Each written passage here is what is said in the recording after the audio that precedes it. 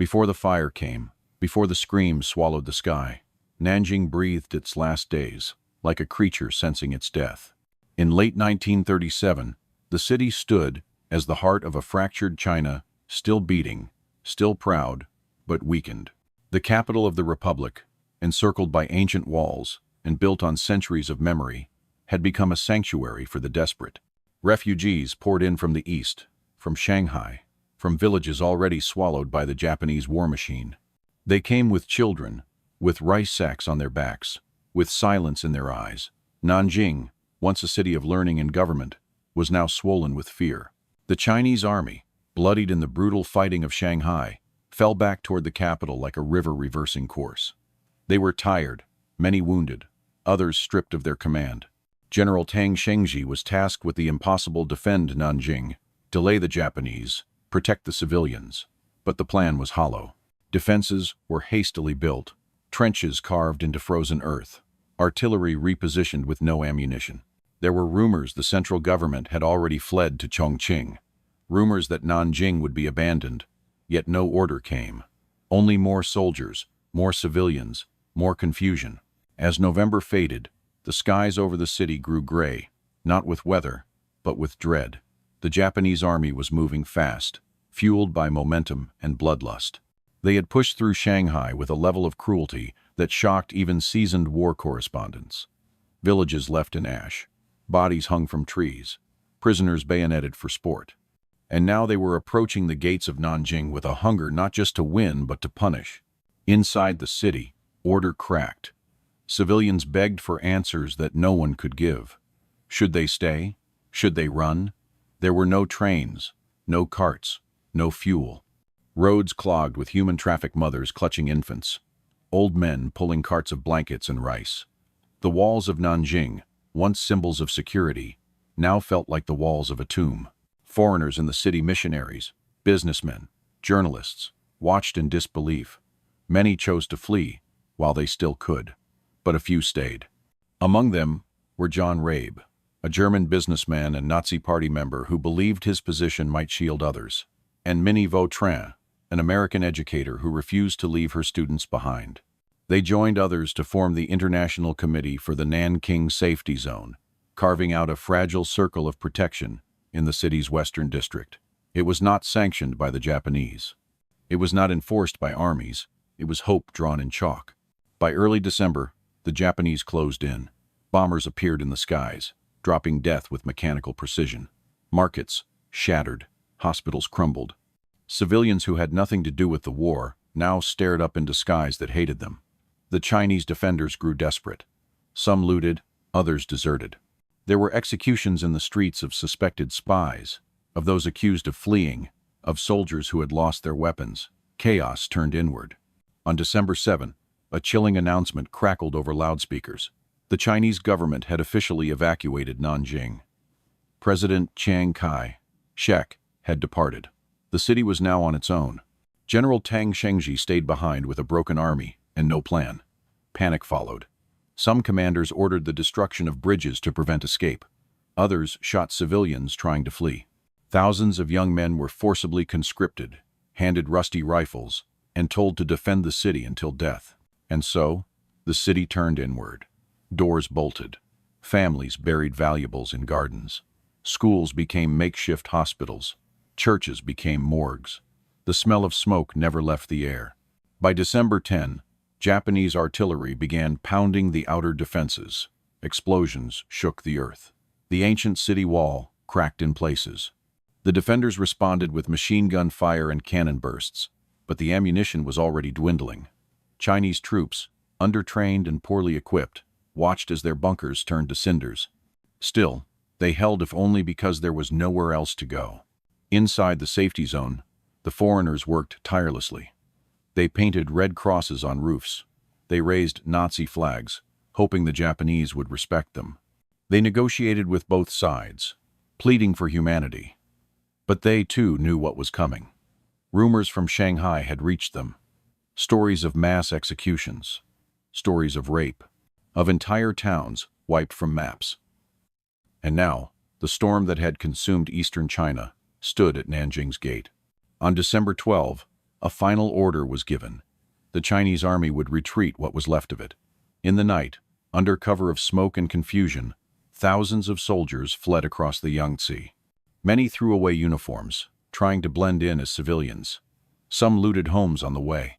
Others begged for help, only to be refused. Bridges collapsed behind them. Chaos reigned. And in that chaos, Nanjing was left behind. The next morning, as the fog lifted over the river, Japanese forces entered the city's outer edge. There was no resistance, no organized defense. The battle was over before it began. But the war was only beginning, because what entered Nanjing on December 13 was not just an army. It was something darker, something older, something that remembered every insult, every defeat, every drop of blood spilled in Shanghai. It came not with justice, but with hunger. And in the quiet streets of a once great capital, it would find everything it needed. The 13th of December, 1937. The day began not with sunrise, but with smoke rising from the outer districts of Nanjing, curling like ghostly fingers into a sky already bruised by days of shellfire. The Japanese 10th Army moved with precision and fury. Their boots crossed the shattered remains of the Zhongshan Gate. Their tanks rumbled down avenues where children once played. No resistance met them. No gunfire replied. The Chinese defense had collapsed in the night. Now the victors entered a city defenseless, not just in arms, but in spirit. The first wave came like a tide. Infantry, emboldened by the fall of Shanghai, swept through the streets in tightly packed columns.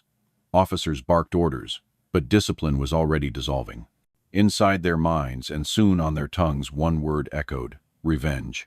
Revenge for the fight at Shanghai, for every Japanese soldier killed, for every bullet that delayed the empire's march. They came not to occupy, but to punish. Prisoners were among the first victims. Chinese soldiers caught in uniform were executed on sight. No trial, no question. Many had already discarded their weapons, trying to hide among civilians. It didn't matter. The Japanese hunted them door to door, pulling men from hiding places, lining them up in courtyards along riverbanks behind school buildings. They tied their hands with wire. They laughed. And then they fired. In one district, several hundred captured soldiers were marched to a field behind a temple. There, they were told to kneel. A machine gun was mounted 30 paces away. The officers took turns. One began by slicing open the first prisoner with a bayonet. The others followed suit, some hacking, some shooting, some taking photographs to commemorate the moment. Blood soaked the earth. It would never wash out. The killing contests began. In the ranks of the 16th Division, 2 junior officers, Toshiaki Mukai and Tsuyoshi Noda, competed to see who could kill 100 men first with their swords.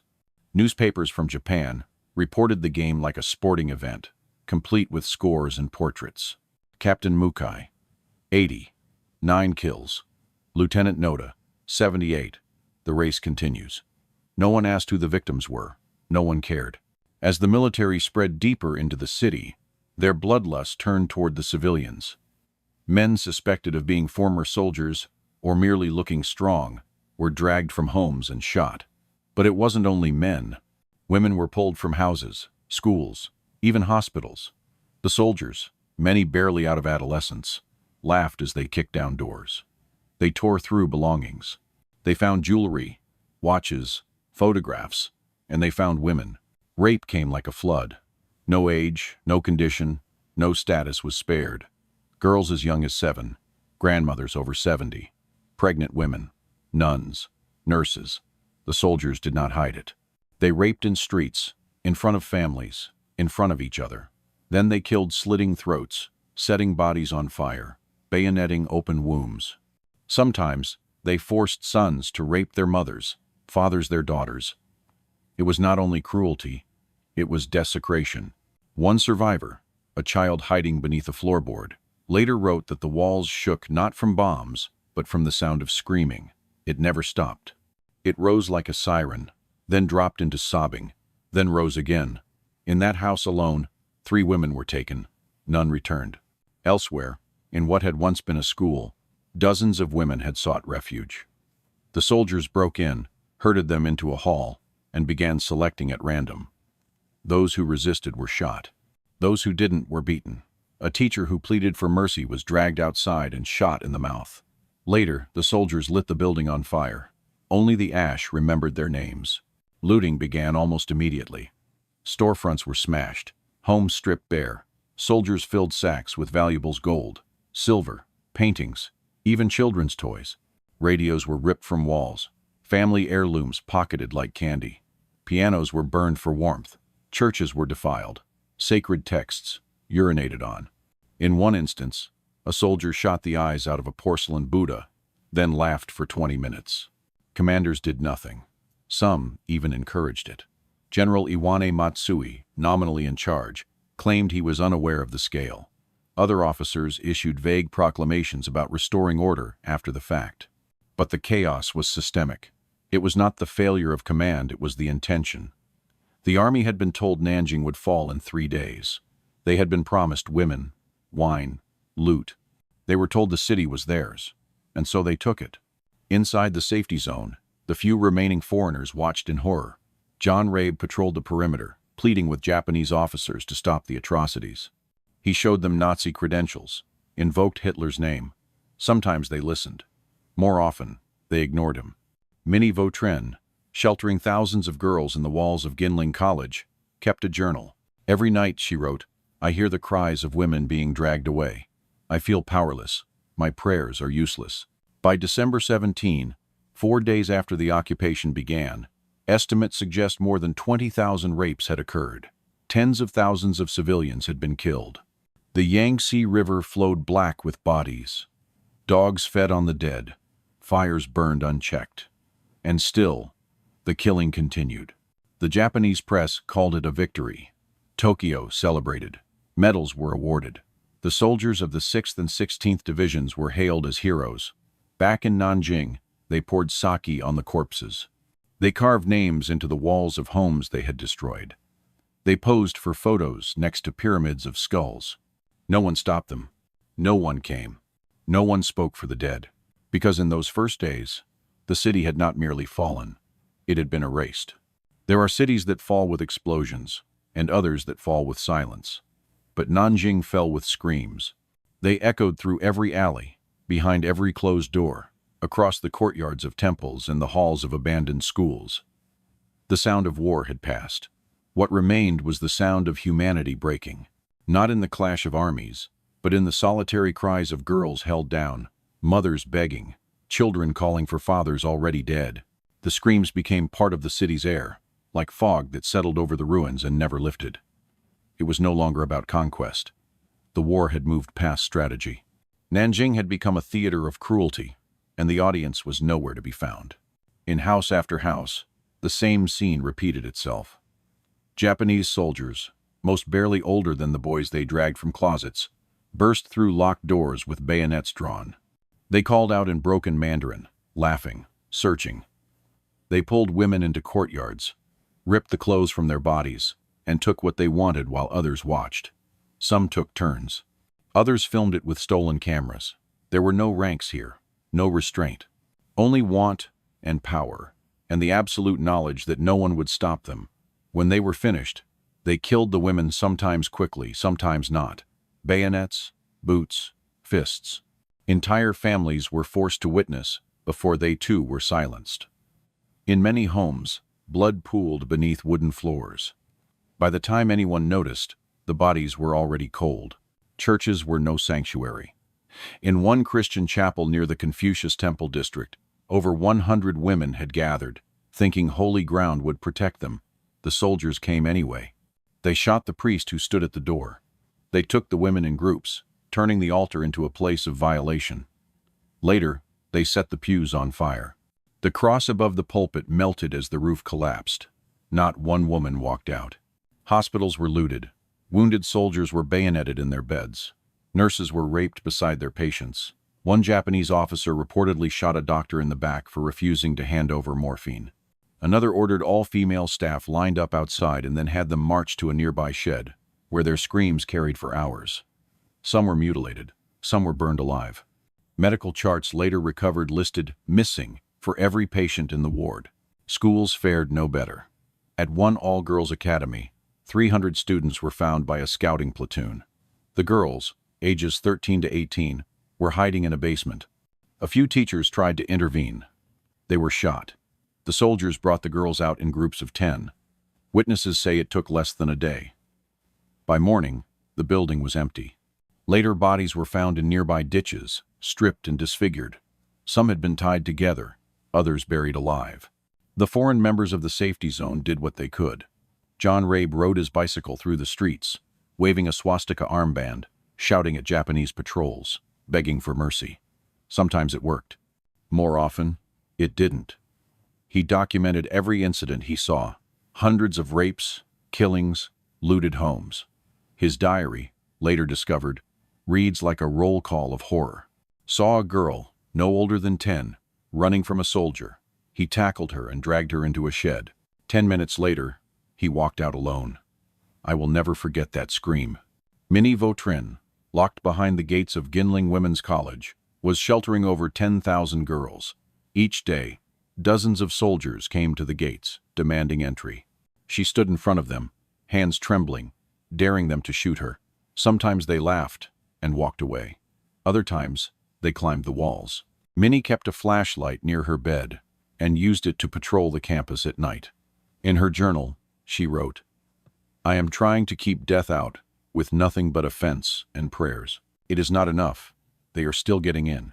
By mid-December, the Japanese command pretended to act. Orders were issued to curb the indiscipline of troops, but they were hollow. No punishment followed. The killings continued. Officers who tried to stop it were reassigned. Those who participated were promoted. Reports sent back to Tokyo were filled with words like victory, pacification, glory.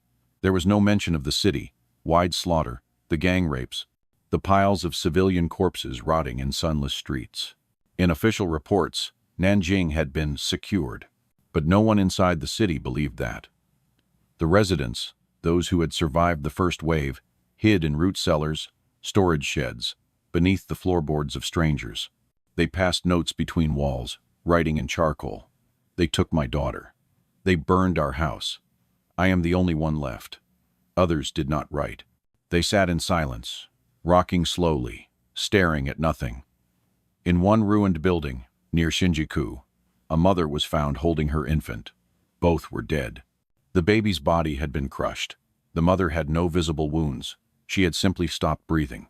Dogs ran wild. Smoke blackened the sky. The stench of blood and rot soaked into the stone. At night, the only light came from the fires set by the soldiers. They danced around them, sang songs from their hometowns, and told stories about what they'd done that day. Some even joked about taking trophies. One soldier was seen polishing a necklace made of human teeth. The city's old walls, built to keep enemies out, now only served to trap the living with the dead. Every attempt to flee was met with bullets or blades. The Yangtze River became a moving grave, thick with the floating dead. Hundreds tried to swim across. Few made it. Patrol boats cut them down midstream. One survivor said the water ran warm with blood, even in winter. And above it all, the screams continued. They changed pitch, changed voice, but they never stopped. They rose like steam from the broken streets, filled the empty air, and curled around the ears of those still breathing. Even silence could not erase them. Because Nanjing had become a city of screams, and no one was listening. The Yangtze had always been a symbol of life, of trade, of travel, of culture moving from mountains to sea. But in December 1937, it became a grave, a wide, gray artery, pulsing with corpses. Its waters, once serene, now shimmered with blood and rot. The Japanese soldiers came to the river not to cross it, but to feed it. Prisoners, thousands of them, were marched in columns from city squares, from ruined bunkers, from homes where they had hidden in fear. Hands tied behind their backs, shirts torn, shoes missing, eyes hollow. Some still wore the shredded remnants of Chinese military uniforms. Others had tried to disguise themselves as civilians, but were found out by calloused hands, by accusation, by random chance. None were spared. Execution sites sprang up along the banks, where reeds once grew and fishing boats once docked. Now they were turned into slaughter grounds. In one field near Xiaguan Wharf, more than 1,300 prisoners were herded into a ditch. They were told to kneel. Some prayed. Others trembled. Then came the gunfire crackling like fireworks over the river. Bullets tore through bodies. Blood soaked the winter soil. And when the guns went silent, bayonets finished the work. One officer reportedly stepped from corpse to corpse, driving steel through any chest that still moved. The Japanese called it clearing the leftovers. The scale was industrial. Machine guns were mounted on tripods. Ammunition was stacked like grain. In one notorious instance, captured soldiers were tied together in rows of 50 with telephone wire, marched to the riverbank, and told to stand in silence. Then the shooting began, line after line falling into the mud. Some screamed, most didn't. The river accepted them all. Witnesses reported that the bodies were stacked so thick at the edges that the water itself seemed to rise. The current carried them slowly at first, limbs tangled, clothing trailing like seaweed. Some were still alive, twitching, eyes wide in disbelief. But there was no mercy. Soldiers stood on the shore, picking off survivors with rifles. Others waded in with bayonets, laughing as they pushed heads beneath the surface. They called it target practice. One survivor, hidden beneath the bodies of his comrades, later wrote that he held his breath for hours, drifting with the dead. "I felt hands, legs, hair, all pressing against me," he recalled. Some were still warm. Some were missing parts. "I could not scream. I could not cry. I only floated." He eventually washed ashore miles downstream, the only man in his unit to live. The smell was unbearable. From the docks to the inland canals, the air reeked of death. The river, usually swift and cleansing, could not carry the weight of so many bodies. Piles formed at the bends, caught in branches or between rocks. Birds circled overhead. Dogs fought over floating limbs. Children, forced from hiding, stared in silence as the only water they'd ever known turned into a procession of corpses. In one documented event near Yijiang Gate, over 57 truckloads of prisoners were brought to the banks over 2 days. The executions were systematic. Trucks arrived. Men were unloaded. Hands tied, eyes blindfolded. They were told to kneel at the edge. A line of gunners stood 20 feet away. One officer gave the signal. The volley fired. Bodies dropped into the water. Then the trucks returned with the next load. On and on it went, like a factory. No names, no records, no graves. Civilians were not spared this fate. Entire neighborhoods were accused of harboring resistance. Men were pulled from homes, lined up, and executed en masse. One village elder tried to speak on behalf of his neighbors. He was shot mid-sentence. In another case, a man begging for his family's life was forced to dig a trench, then buried alive beside them. Mothers clutched children as bullets tore through them both. Old men died on their knees. The Japanese command either looked away or participated directly. Officers brought cameras. Some took photographs of bodies floating downriver, smiling in the foreground. Others posed with heads on bayonets. They joked about the smell. They laughed as children screamed. In one photo later recovered, 5 soldiers stand beside a mound of corpses, holding sake bottles aloft as if toasting the new year. The caption reads simply, "Job well done." The Yangtze bore silent witness. It did not cry out. It did not resist, but it did remember. Days after the first massacres, its surface gleamed red at dawn. Even from the hills, the shimmer of death was visible. Sailors downstream reported the water tasted of iron. Some refused to fish. Others wept as nets, brought up fingers, buttons, fragments of uniforms. The river's voice, once soft, flowing, became heavy with the unburied. Foreigners tried to intervene, but the scale overwhelmed them. John Rabe sent telegrams, wrote letters, begged the Japanese embassy to intervene. He received silence. Minnie Vautrin recorded that the number of deaths by the river was unthinkable, uncountable. She wrote of watching from a rooftop as prisoners were marched below, the sounds of rifles rolling like thunder minutes later. "We could do nothing," she wrote, "not even pray. The river has taken them." And yet, the executions did not stop. For weeks, the process continued. The soldiers, like machines, marched the condemned to the edge and sent them into oblivion. Some said they could hear the river groaning. Others said it ran faster, eager to wash itself clean. But no current could undo what had been done. No tide could carry away the weight of so many names erased.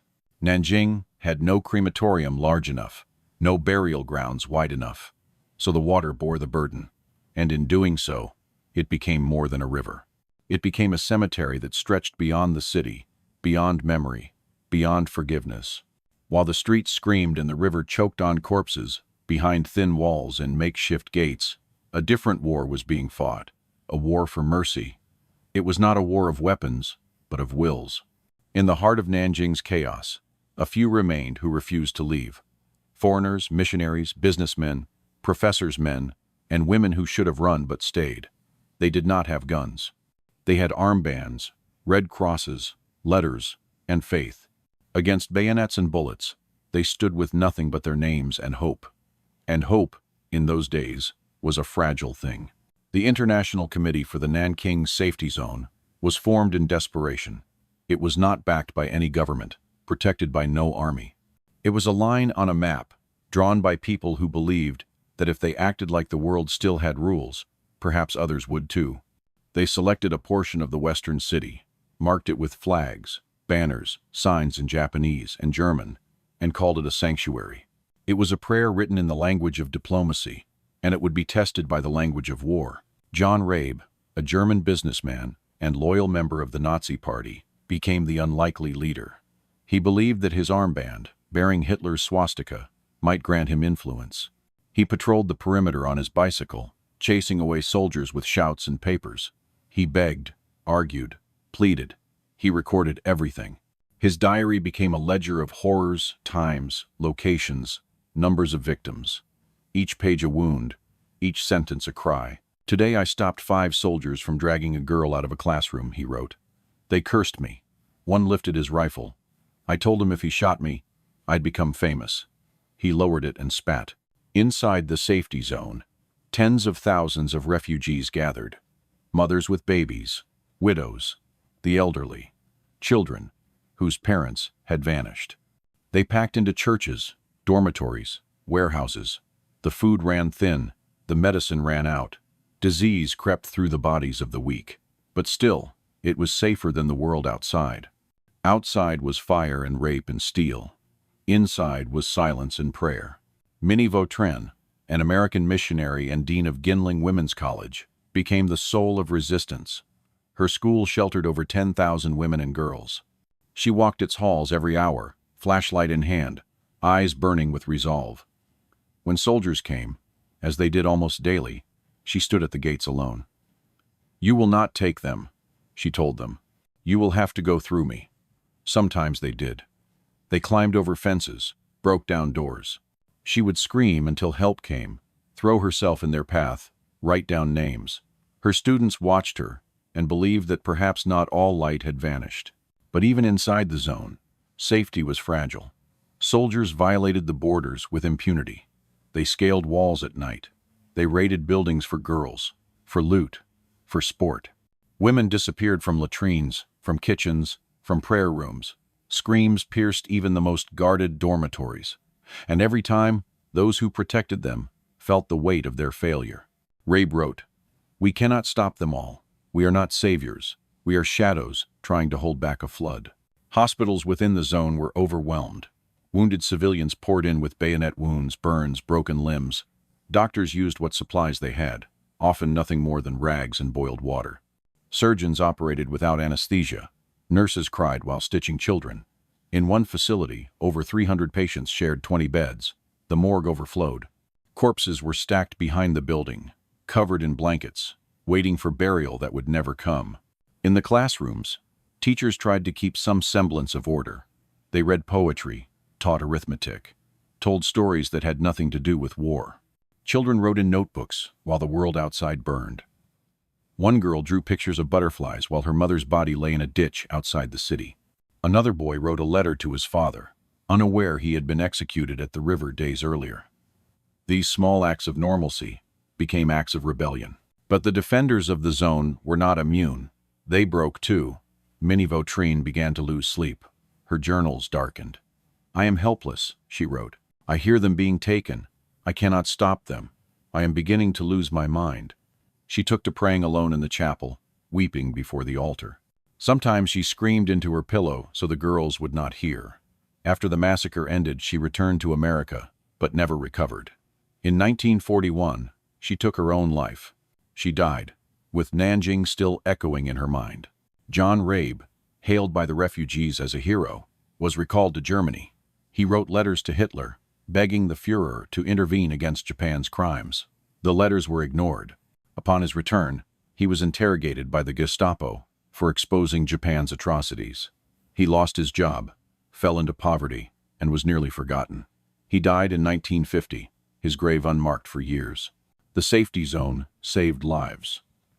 Historians estimate that over 200,000 people found some form of protection behind its lines. But the scars remained. Those who lived remembered not only what they escaped, but what they witnessed. Girls who survived carried the trauma in their bones. Some never spoke again. Others screamed in their sleep for decades. The zone had been a sanctuary built of words and courage, but the war had stained it too. Outside its fragile border, the killing raged on. And even within, the ruins of mercy stood trembling, unsure how long they could last. Because while steel destroys, silence corrodes. And in Nanjing, mercy was not defeated in one blow. It was eroded, day by day, scream by scream, until even the angels inside forgot what peace once sounded like. At some point, the horror in Nanjing ceased to feel like chaos. It became something colder, structured, routine. It moved like clockwork, officers giving orders, soldiers following them, bodies falling in rhythm. The killing was no longer emotional, it was mechanical. The machinery of death had found its perfect form, not forged in steel, but in apathy. Not driven by hatred alone, but by process. Nanjing did not burn in a single blaze. It was dismantled, piece by piece, with the precision of a factory, one scream, one corpse, one erasure at a time. Execution orders were issued not with fury, but with paperwork. Officers compiled lists, marked maps, designated sectors. Units rotated through clearing duties. Streets were divided, neighborhoods assigned. One squad for this district, another for that hospital. Patrols reported numbers. How many killed? How many secured? How many buildings cleared? The terminology was bureaucratic. The outcome was slaughter. A lieutenant might receive an order to stabilize. A block he would return with blood on his boots and a smile on his face. The command structure did not just permit this, it demanded it. Inside headquarters, set up in commandeered buildings, Japanese officers drank tea, reviewed charts, and planned logistics. One officer commented that they would need more fuel not for vehicles, but for burning bodies. Another requested additional wire, used to bind prisoners before execution. Typewriters clacked beside rooms where screams still echoed. No one looked up. The reports had to be filed. There was no single architect of the massacre, no lone monster to blame. Instead, there was a system, an invisible engine powered by orders, passed down, by expectations unspoken, by obedience. The Japanese military hierarchy had trained its soldiers to dehumanize the enemy. The Chinese were insurgents, unlawful combatants, subhumans. With this language, atrocities became policy. Murder became maintenance. Training manuals distributed to Japanese troops spoke of discipline, honor, efficiency. But on the ground, efficiency meant eliminating resistance before it could form. Entire families were executed to prevent future uprisings. Children were drowned because they wasted resources. Women were raped as a form of psychological dominance. Each act, no matter how grotesque, was framed as a strategic necessity, a solution, a function. In one district, soldiers were instructed to neutralize all males over age 16. The operation was carried out in 48 hours. House by house, teenagers dragged into courtyards. Fathers lined against walls. Older men pulled from beds. At the end, over 600 bodies were left in a pile at the edge of a schoolyard. A captain overseeing the operation reported it as successfully concluded. The weapons were simple: rifles, bayonets, fire. But the method was industrial. Prisoners were loaded into trucks, dropped in batches, executed in shifts. Bodies were dumped in pits. When the pits filled, they were covered, and new ones dug. When space ran out, the corpses were burned. In some places, They were simply left to rot. The stench of death became part of the weather. It drifted through windows, settled in clothes, clung to hair and breath. Soldiers stopped noticing. Civilians never forgot. Orders to loot were not given aloud. They were assumed. Each home entered became a marketplace. Watches, jewelry, clothing, radios, sewing machines, porcelain. Soldiers stripped homes bare. Then they stripped the people. The nakedness before death became a ritual, one last humiliation. In some cases, soldiers made civilians kneel beside the remains of their homes, forced them to smile for photographs, then killed them where they knelt. The film reels were mailed home. Japanese propaganda teams documented the campaign, not the atrocities, but the victories. They filmed troops marching through the city, raising flags, distributing rice to civilians under watchful eyes. These clips were sent back to Tokyo, broadcast as proof of order restored. The world was shown uniforms and smiles. No one was shown the bodies behind the buildings. The rivers choked with the dead. The girls too broken to scream anymore. Within the Japanese army, a culture of silence solidified. Those who objected did so quietly, or not at all. A handful of officers expressed horror in private letters. Most complied. Some embraced the violence. Others simply carried it out like a task on a list. One young soldier wrote in his journal, "I did what was expected. I will sleep tonight. They told us this was war. I believe them." The safety zone's complaints were ignored. When John Rabe filed his official protest, it was received, stamped, and discarded. His accounts were labeled exaggerated. His warnings, inconvenient. The machinery had no use for conscience, no slot in its design for pity. Minnie Vautrin's reports were read by no one with power. Her pleas went unanswered. And so, the machine turned, unopposed, lubricated by blood, cooled by silence. Even time obeyed the machine. Days blurred, events repeated. A girl taken, a man shot, a home torched, a photograph snapped, then again, then again. The city became a loop of destruction. Civilians began to speak of it in code. The wind has teeth today, they said. The moon cries red. They learned not to hope, not to run, only to wait. Even prayer felt like rust in their mouths. When the month neared its end, the machinery did not stop, it only slowed. Orders came to restore discipline. Officers held briefings about control and image, but the city was already gone. The damage was not in walls or roads, but in memory, in the erosion of humanity that could never be rebuilt.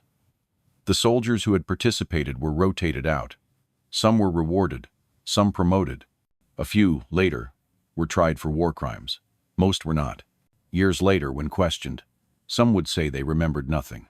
Others would smile, shrug, and say, it was war.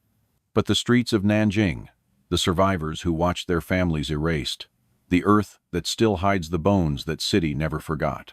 Because death is not always an explosion. Sometimes it is a machine.